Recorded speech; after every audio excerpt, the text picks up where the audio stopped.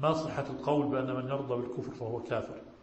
مثلا الخطيب يخطب ودخل عليه رجل يريد الإسلام فعليه إجابته فورا أو يصبح الخطيب كافرا لأنه رضي بالكفر وعليه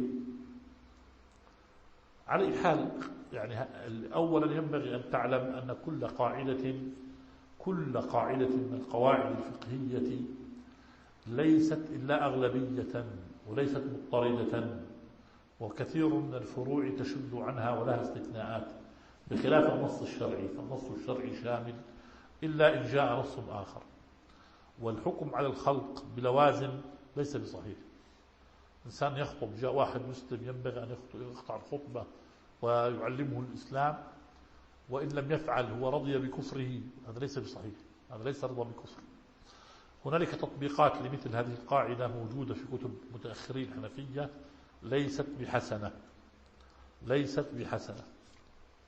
القضاة يقولون لو جاء رجل لقاضي قال أريد أن أسلم فامتحنه أو أجله قال كفر، هذا كلام الآن مش صحيح.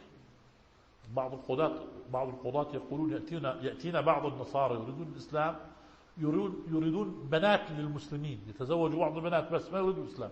فهذا يقتضي منا أن نفحص وأن نسأل وأن نبين. فلا يلزم من التأجيل أن يكون هنالك رضا بالكفر، لا يلزم من التأجيل أن يكون هنالك رضا بالكفر، والله تعالى أعلم.